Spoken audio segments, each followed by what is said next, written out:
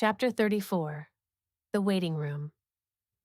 The Lord is good to those whose hope is in him, to the one who seeks him. It is good to wait quietly for the salvation of the Lord. Lamentations 3 verse 25 to 26. The steady hum of noise filled the emergency waiting room, a cold, sterile chorus that underscored the ache of waiting. James sat hunched in a brittle plastic chair, elbows braced against his knees, head bowed low. His fingers were stained with dirt and blood. His boots tracked dried gravel onto the white floor. Beside him, Naomi sat rigid, her fingers trembling in her lap. Her foot tapped a restless, syncopated rhythm against the floor, erratic, fragile, a subtle metronome keeping time with her fear. Neither of them spoke. The silence was thick, suffocating. Images from earlier refused to fade. The crumpled wreck, the twisted metal, the helplessness of standing by as she was lifted away. And now, they waited. James jolted to his feet suddenly like a puppet yanked by invisible strings. He paced 3 steps across the room, then sat down again just as fast, restless, desperate. He dragged his hands down his face as if he could scrub the memory from his skin. She was right there. He whispered, voice hollow. I was so close. Naomi looked over at him, eyes damp but steady. Her voice came soft, anchored. And she still is, James. He didn't answer, just pressed his hands together, fingers interlocked tightly, like prayer was the only thing keeping him from unraveling entirely. Then Naomi's phone buzzed in her pocket. She jumped slightly, pulling it out with trembling hands. It was a message from Neil. Her throat caught as she read it. Then she turned toward James slowly. Hey, She said gently. there's something you need to know.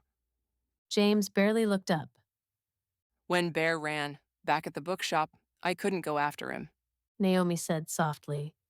He bolted the moment I opened the back door after Dylan took Ruthie. I knew I needed to focus on calling the police and letting you know, and I couldn't follow Bear. But I did call Neil and Margaret once Ruthie was in the ambulance to see if they could find him. She paused, her throat tight with emotion. They called Micah and Pastor Luke and some others in town. Everyone started searching for Bear. James's head snapped up. His heart stuttered. Bear! Did they find him?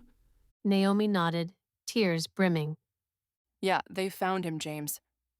His mouth opened, but no words came. He was walking along the highway, probably trying to find Ruthie, I'd imagine. Margaret said he looked worn out, limping, covered in dust. But he's okay, just determined, like he was tracking her or something. They took him to the vet just to get checked over. He sat back, overcome. The loyalty, the love. Even Bear had been trying to bring her home. And at that moment, the emergency room doors swung open. A doctor stepped through in green scrubs, clipboard in hand, expression unreadable. Ruthie Matthews? James was on his feet instantly. Yes. He said, voice raw. We're with her. Please, tell me she's alive. The doctor took a step closer, pausing with a breath before speaking. She's stable. He began, glancing between them with calm reassurance. She's sustained 2 broken ribs, a fractured wrist, some facial bruising, and mild shock. She also has a mild concussion. Nothing severe, but we'll monitor her closely for the next 24 hours. He paused, letting the words settle, then added with quiet awe. She's conscious, talking, and she's going to be okay. He looked between them, voice steady but reverent now. It's a true miracle. Given the severity of the crash, she should have been far worse off. The fact that she survived it at all, let alone with injuries this minor, is extraordinary. James's breath caught. He hadn't realized he was holding it until it came out. Naomi covered her mouth, tears spilling freely now. Thank you, God. James exhaled. The doctor nodded solemnly. We've had trauma cases with far less impact who didn't make it. Someone was watching over her, I don't say that lightly. A silence fell between them, thick with gratitude, disbelief, and the fragile weight of hope. James reached for Naomi's hand, his grip trembling. Ruthie was alive. Still here. A miracle indeed. Naomi exhaled hard, collapsing forward slightly, her hand clinging to the seat's edge like it was the only solid thing in the room. James closed his eyes, just for a second, then nodded, voice ragged. Can I see her? She's asking for you. The doctor said gently. One visitor for now. She's groggy, but alert. Naomi touched his arm. Go. She said. I'll be right here. James hesitated. You sure? She gave a soft smile. You're the face she needs to see right now, James. He followed the doctor through antiseptic-scented halls. Every footstep sounded louder now. His adrenaline had faded, but his heart thudded like a warning bell. The doctor stopped outside a door. She's a little disoriented. That's normal. He nodded and stepped inside. The room was dim, machines beeped softly. Ruthie lay still, a bandage on her cheek, wrist braced, IV in her arm. But her eyes, those eyes, opened when she heard the door creak. She whispered. James. He crossed the room in 3 strides, dropped into the chair beside her. His hands hovered, then gently found hers. I'm here. He said. I'm right here. Tears slid down Ruthie's cheeks. I thought I wouldn't make it back. You did. He said, holding on tighter.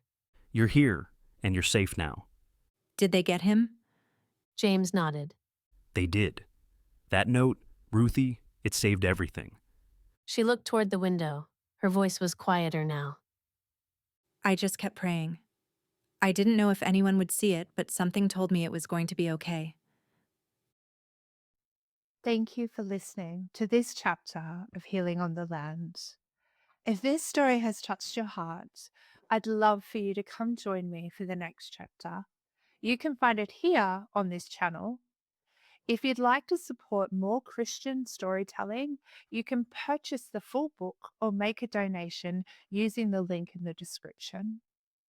Your support, no matter the size, helps us to continue writing stories of faith, healing, and hope. And don't forget to like this video and subscribe to this channel. May God bless you, and I hope you have a lovely rest of your day.